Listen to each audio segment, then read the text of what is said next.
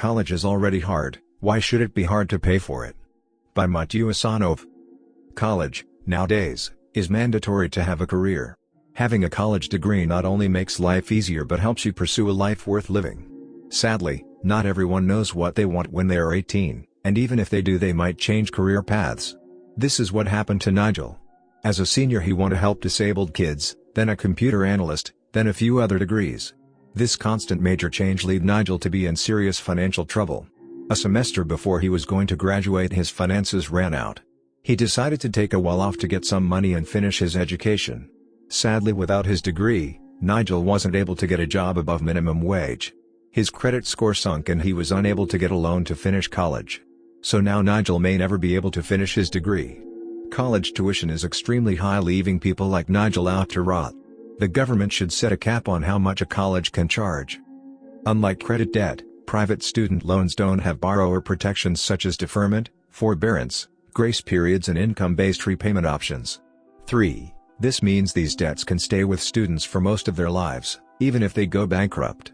There are two different types of student loan, private and federal. Federal loans are much more forgiving and are easier to pay off, interest rates are lower and the debt can be forgiven. The downside is that you have to qualify and you may not get as much as you may need. So this is why people turn to private loans. These are the loans to worry about. Private loans rarely are part of a fixed interest rate plan, so their cost varies extremely and become much harder to pay off. The cost of college is a struggle for most families. For some students, college is almost entirely on them to pay for. Let's take Chico State as an example. Chico State's tuition and cost for housing and meal plan is about $25,994. Minimum wage in California is $12. If one were to work full-time for minimum wage, they would make $24,960 a year. If you fudge the numbers, you can say that a student could pay a year at Chico State by simply working full-time at a job for minimum wage. Yes, expect, the student would have to be working 40 hours per week on top of their full schedule at school. The student would be overbooked and would either have to miss class or work. Since missing work would cost them their job, they would be forced to miss classes, destroying the very reason they are working. Even if they weren't having to miss class, they would be so exhausted it would be hard to focus. One cannot put themselves through college, it's too expensive for that. The biggest argument for why college is so expensive is that they are spending our money in making the school better and making it worth your money. For a public university, only 20% of its money comes from tuition and fees. 24% comes from state appropriations, government money. The majority of college's money doesn't even come from the student body. 80% comes from other things happening on campus.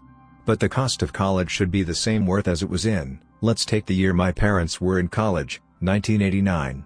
By worth I mean calculating for inflation. Inflation is a big part of the economy and has an impact on the cost of college, but how big is that impact? The average cost of a public college in 1989 was $1,580. 30 years later in 2019, if adjusted for inflation, the average cost of public college should be about $3,256.18, instead it's $10,230. So the administration is putting a big chunk of our money into their pockets, about $7,000 per person. 9% of a public university's money goes to academic support, academic administrators, academic deans, libraries. If you take the size of the freshman year class of Cal Poly in 2017 was 3,786 students. Without financial aid, Cal Poly costs $23,349 per year. So in 2017, if no one got financial aid, the total money the school acquired, just by the freshman grade, was $88,399,314. This means $7,959,938.26 go to the administration. Nearly $8 million of students' money goes to the administration. This is not counting any of the money from the other grades or the money that comes in from the other 80% of the school's income. That's an absurd amount of money going into administration pockets. People's greed caused students like Nigel to go into severe debt. The average student has $25,000 of debt. Something has to be done about this. Obama once said so. We know how important an education is in the 21st century, it's a prerequisite for prosperity.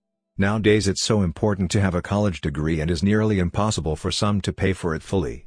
The government must put a cap on how much universities can charge. This would help our whole economy grow and help the American dream become a reality.